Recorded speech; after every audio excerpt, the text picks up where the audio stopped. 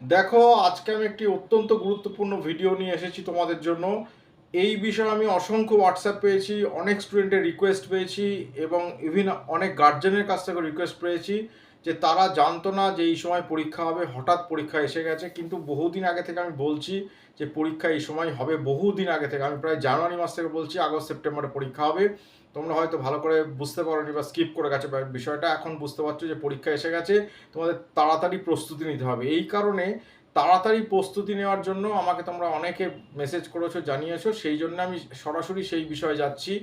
আমি ভিডিওটা বেশি বড় করব না, বিষয় সম্পর্কে একটুখানি বলে দিচ্ছি। দেখো, তোমরা যে যা সাবজেক্টেই নিয়ে পড়ো না কেন, সেটার প্রস্তুতি কিন্তু একেবারেই হঠাৎ করে কিছু হয় না, অনেক দিন ধরেই প্রস্তুতি করতে হয়। কারণ বিশ্ববিদ্যালয়ে যে যে সাবজেক্টগুলো পড়ানো হয়, প্রত্যেক সাবজেক্টেই কম বেশি কিন্তু সিলেবাস অনেক সিলেবাস তোমাকে পড়তে হবে। সেই সিলেবাসটাকে হঠাৎ করে কাটল করে ছোট করে দেওয়া সম্ভব নয়। তবু আমি চেষ্টা করছি তোমাদের রিকোয়েস্টের জন্যই, যে যাতে করে তোমরা সহজভাবে একটুখানি পড়াশোনা করতে পারো এবং সেই পড়াশোনা করে তোমরা যাতে এগিয়ে যেতে পারো। দেখো, যারা প্রস্তুতি একেবারেই নাওনি তাদের অবস্থা অসুবিধা হবে, কিন্তু যারা একটু একটু প্রস্তুতি নিয়েছো, মোটামুটি একটা 50% তোমাদের প্রস্তুতি হয়ে গেছে, তাদের জন্য এটা সুবিধাজনক ভিডিও হবে। কারণ তোমরা অলরেডি কিছুটা প্রস্তুতি নিয়েছো, কিন্তু যারা একেবারেই প্রস্তুতি নাওনি, জিরো থেকে শুরু করবে, তাদের ক্ষেত্রে অসুবিধা হতে পারে। তাও আমি তাদের জন্য বলছি যে তোমরা কিন্তু এখনও যেটুকু সময় আছে, অ্যাসাইনমেন্ট হয়তো জুলাই মাসের থার্ড উইক থেকে হতে পারে এবং ফাইনাল পরীক্ষা আগস্টের 16 তারিখ থেকে শুনছি এটা। তাহলে অতএব এসে গেছে পরীক্ষা, এইটুকু সময়ের মধ্যে কিভাবে তোমরা প্রস্তুতি নেবে এই নিয়ে ভিডিও করতে বলেছে, আমি ভিডিও করে দিচ্ছি। দেখো, আমার যে প্রথম কনসেপ্ট সেটা হচ্ছে যে তোমাদের বলে দিই, সেটা হচ্ছে কতগুলো সাবজেক্টের জন্য এই ভিডিওটা নয়, কতগুলো বিষয়ের জন্য, সাবজেক্ট নয়, কতগুলো বিষয়ের জন্য। যারা ধরো পিজি কোর্সের, যারা এডুকেশন করছো, এডুকেশনের ফোর্থ পেপারের জন্য এই ভিডিওটি নয়। 2 নম্বর হচ্ছে এমএসডব্লিউ যারা করছো, তাদের 7 পেপারের জন্য এই ভিডিওটি নয়। এবং ইংলিশ এবং বেঙ্গলি যারা পিজি করছো, তাদের সেকেন্ড পেপার বেঙ্গলি এবং সেকেন্ড পেপার ইংলিশ, এই যে কটা পেপার আমি বললাম, সে কটা পেপার কিন্তু টেকনিক্যাল পেপার, তোমাকে সবটা পড়েই পরীক্ষা দিতে হবে, এখানে শর্ট প্রসেস কিছু নেই। অতএব এই পেপারগুলো স্কিপ করে যদি তোমাদের অন্যান্য পেপারগুলো যেগুলো তোমাদের লাগবে সেই বিষয়গুলো আমি নিয়ে বলে দিচ্ছি। তাহলে বলে দিলাম কি, এডুকেশনের fourth paper, MSW 7 paper, Bengali এবং ইংলিশের জন্য সেকেন্ড পেপার, যেগুলো গ্রামাটিক্যাল পেপার আছে বেঙ্গলি এবং ইংলিশে, এগুলো কিন্তু একটু পড়াশোনা করতে হবে, এগুলো হঠাৎ করে প্রিপারেশন হয় না। যদি অন্যান্য পেপারগুলো অন্যান্য সাবজেক্টে দেখো, সেগুলো অ্যানালিটিক্যাল কোয়েশ্চেন দরকার হয়, একটু বিশ্লেষক প্রশ্ন দরকার হয়, সেক্ষেত্রে এই এই আমার এই আমার এই সিস্টেমটা তোমাদের কাজে লাগতে পারে, আমার ট্রিক্সটা তোমার কাজে লাগতে পারে। দেখো, প্রথম বলি, ফার্স্ট আমার ট্রিক্সের কতগুলো পার্টে আমি ভাগ ভাগ করেছি, বিষয়টা দেখে নাও। প্রথম হচ্ছে, নাম্বার 1 হচ্ছে সাজেশনস। এনএসওতে কিন্তু সাজেশন ভিত্তিক প্রশ্ন পড়া, উত্তর করা কিন্তু খুবই জরুরি। তার কারণ সিলেবাসটা এত বড় এবং সবাই প্রায় বিভিন্ন কাজকর্মের সঙ্গে যুক্ত, সময় ঠিকঠাক দিতে পারে না। সেই কারণে যারা পড়াশোনা করছো অথচ কাজও করছো, তাদের জন্য সাজেশনসটা তৈরি করা কিন্তু খুব প্রথম জরুরি। এই সাজেশনের জন্য একটা কথা বলে রাখি, আমি কিন্তু এর আগে অনেক ভিডিও দিয়েছি কীভাবে তোমরা সাজেশনসটা তৈরি করবে। প্রিভিয়াস ইয়ার্সের কোশ্চেন ফলো করে, যে ইয়ার এই কোশ্চেনগুলো ছোটো প্রশ্ন এসেছে সেগুলো বড়তে দেওয়া, বড় প্রশ্নগুলো ছোটোতে দেওয়া, এইভাবে একটা কনসেপ্ট রেডি করে সাজেশন তোমরা প্রথম করবে। এই সাজেশনটা করা অত্যন্ত জরুরি এবং অত্যন্ত জরুরি। যদি সাজেশনটা ঠিকঠাক না হয় তাহলে তোমার পরীক্ষাটাই ভালো হবে না। অর্থাৎ প্রথমে একটা ভালো সাজেশনস তৈরি করতে হবে। এই বিষয়ে আমার ভিডিও আছে, তোমরা দেখতে পারো, অসুবিধা কিছু নেই। 2 নম্বর বিষয় হচ্ছে, 2 নম্বর বিষয়, দেখো, আমি যখন একজন এক্সামিনার যখন খাতা দেখেন, তখন তোমার খাতা দেখার সময় কিন্তু তার প্রশ্নর ধরন কি আছে, সেই প্রশ্নর ধরন অনুযায়ী তুমি ঠিক লিখছো কিনা, এটা কিন্তু ফলো আপ মেনটেন হয়, এটা কিন্তু দেখা হয়, আমার যেটা মনে হয় এটা কিন্তু ওনারা দেখেন। যদি না দেখেন তাহলে কিন্তু প্রশ্নটাই উদ্দেশ্যটাই নষ্ট হয়ে যায়। সেই কারণে বলি, প্রথমটা তোমাকে সাজেশন তৈরি করতে হবে, যে সাজেশন যেন ফলপ্রসূ হয় এবং যে সাজেশন যেন কমন আসে, এর জন্য ভিডিওগুলো দেখে নেবে।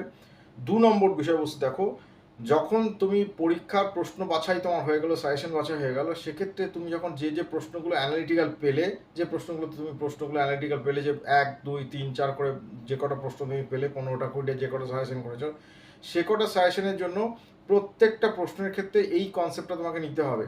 প্রশ্ন মূলত 2 ধরনের হতে পারে। একটা 2 ধরনের মানে হচ্ছে, প্রশ্ন 2 ধরনের, 2 রকম প্রশ্ন হয়। একটা হচ্ছে অ্যানালিটিক্যাল প্রশ্ন বা বিশ্লেষক প্রশ্ন, আর একটা কনসেপ্ট কোশ্চেন। দেখো, অ্যানালিটিক্যাল প্রশ্ন মানে হচ্ছে বিস্তারভাবে একটা বিষয় লেখা, আর কনসেপ্ট কোশ্চেন মানে সেখানে অনেকগুলো অনেক ধারণা, অনেক ছোট ছোট কনসেপ্ট থাকে, সেই কনসেপ্টগুলো মনে রাখা। আমি এখানে অ্যানালিটিক্যাল কনসেপ্টে যাচ্ছি, কিন্তু যেটা কনসেপ্ট কোয়েশ্চেন, যেখানে ছোট ছোট অনেক বিষয়বস্তু আছে, সেটা মনে রাখার জন্য এই ভিডিওটা নয়।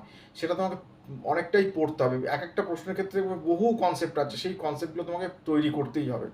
যেগুলো অ্যানালিটিক্যাল প্রশ্ন, সেক্ষেত্রে আমি বলে দিচ্ছি, দেখো অ্যানালিটিক্যাল প্রশ্নের ক্ষেত্রে তোমাদের তিনটে জিনিস তৈরি করতে হবে। একটা হচ্ছে প্রথম স্টার্ট কনসেপ্ট, তারপর তোমার করতে হবে এম কনসেপ্ট, এবং তারপর করতে হবে ক্লোজ কনসেপ্ট। এই তিনটে তোমাকে মনে রাখতে হবে।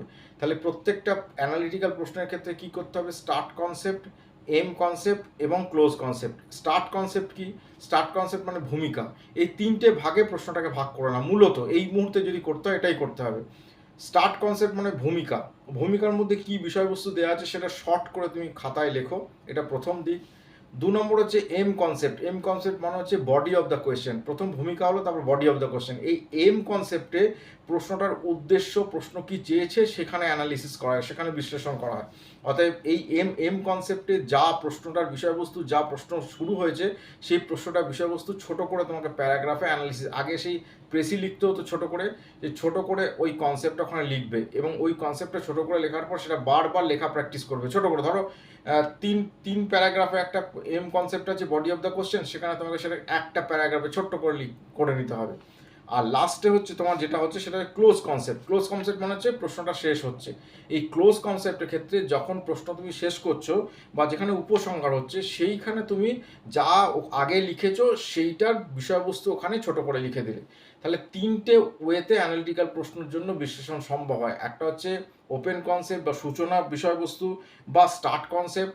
2 নম্বর হচ্ছে তোমার এম কনসেপ্ট মানে বিষয়বস্তু সম্পর্কে, বডি অফ দ্য কোশ্চেন সম্পর্কে লেখা, এবং 3 নম্বর হচ্ছে ক্লোজ কনসেপ্ট বা প্রশ্নটা শেষ হচ্ছে। এই তিনটে ধারাতে প্রশ্নগুলোকে ভাগ করে, যে প্রশ্নগুলো অ্যানালিটিক্যাল প্রশ্ন।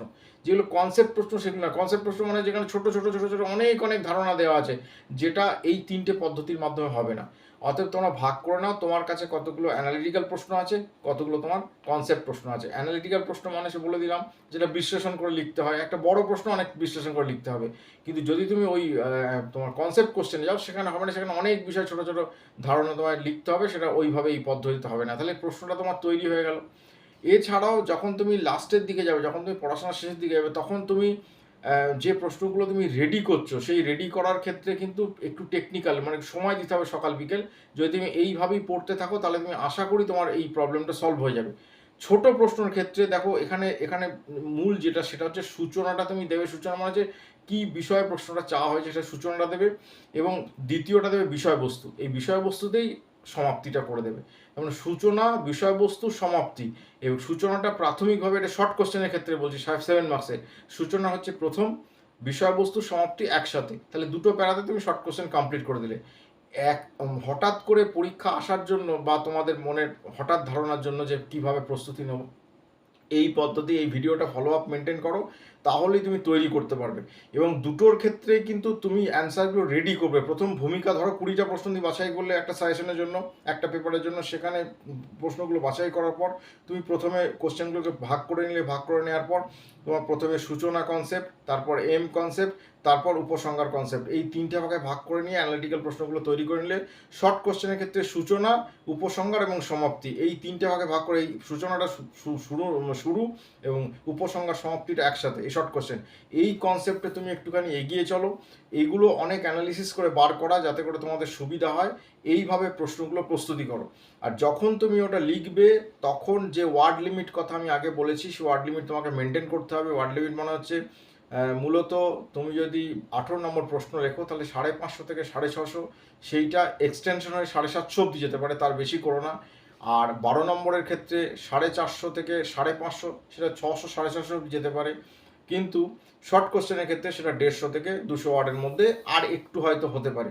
তো এই কনসেপ্টের মধ্যে টু দি পয়েন্ট অ্যান্সার তৈরি করার চেষ্টা করো, তাহলে তোমার আশা করি তুমি এই পরীক্ষাটা উত্তরে যেতে পারবে। যাদের একদমই প্রস্তুতি নেই, যারা একটু প্রস্তুতি নিচ্ছ, তারা এই কনসেপ্টে মেনটেন করে চলো, আশা করি ভালো হবে। আর আরেকটা কথা বলে দিই, যারা মনে করছো আমাদের সঙ্গে যোগাযোগ করবে, অনেকেই যোগাযোগ করছো, অনেকেই। আমাদের একদম স্পেসিফাইড সাজেশনস পাওয়া যায়, তার সাথে অ্যান্সার পাওয়া যায়, specified answer, to the point answer. এটা যদি তুমি পেতে চাও, তোমার যদি এখন এই মুহূর্তে পরিশ্রম করতে তুমি না পারো, তাহলে খুব স্বল্প দামে আমি ম্যাটেরিয়ালটা দিয়ে দিচ্ছি, যাতে করে সবাই ম্যাটেরিয়ালটা নিতে পারে। সেটা তোমরা নিয়ে করতে পারো। সেটা একটু কনসেপ্ট, মানে যারা ক্লাস করেছে তাদের থেকে আলাদা অবশ্যই। কিন্তু আমরা করে দিয়েছি একটা শর্ট মোড ম্যাটেরিয়াল, যাতে করে তোমরা এই ম্যাটেরিয়ালটা পড়ে অন্তত পাস করে 50% নাম নিয়ে পাস করে যেতে পারো। অতএব যদি তুমি মনে করো তাহলে আমাদের ম্যাটেরিয়াল তুমি নিতে পারো, কোনো অসুবিধা নেই। এই বলে আমার ভিডিও শেষ করছি। যদি এই বিষয়ে তোমাদের কোনো প্রশ্ন থাকে তাহলে আমাকে হোয়াটসঅ্যাপে প্রশ্ন করবে, আমি হোয়াটসঅ্যাপে তোমাদের অ্যান্সার দিয়ে দেবো। চেষ্টা করব আরও প্রিসাইজলি কিছু একটা ভিডিও করে দেওয়া, যাতে করে তোমাদের প্রস্তুতিটা ভালো হয়। তাহলে অ্যানালিটিক্যাল কোশ্চেনের জন্য যে প্রশ্ন, যে তত্ত্বটা আমি বললাম সেটা মনে রাখো। সেটা মূলত 3 ভাগে বিভক্ত, সেই বিভাগ অনুযায়ী করো, এবং শর্ট কোশ্চেন 2 ভাগে বিভক্ত, সূচনা পরিসমাপ্তি। এইভাবে তুমি অ্যানালিসিসগুলো করো, তাহলে তোমার আশা করি তোমাদের ভালো হবে। যদি তোমার এই ভিডিওটা ভালো লাগে তাহলে একটা লাইক দিয়ে দাও, শেয়ার করে দাও, এবং তার সাথে সাথে তোমরা চ্যানেলটা সাবস্ক্রাইব করবে। চ্যানেল সাবস্ক্রাইব না করলে কিন্তু তোমার কাছে ভিডিও আসবে না। চ্যানেল সাবস্ক্রাইব করো, ইউটিউবকে বড় করো, যাতে করে তোমরা আগামী দিনে এই বিষয় সম্পর্কে অনেক হেল্প পেতে পারো। এই বলে আমার ভিডিও শেষ করছি। ভালো থাকো। যদি কিছু জানা থাকে আমাকে হোয়াটসঅ্যাপ করে জেনে নিতে পারো।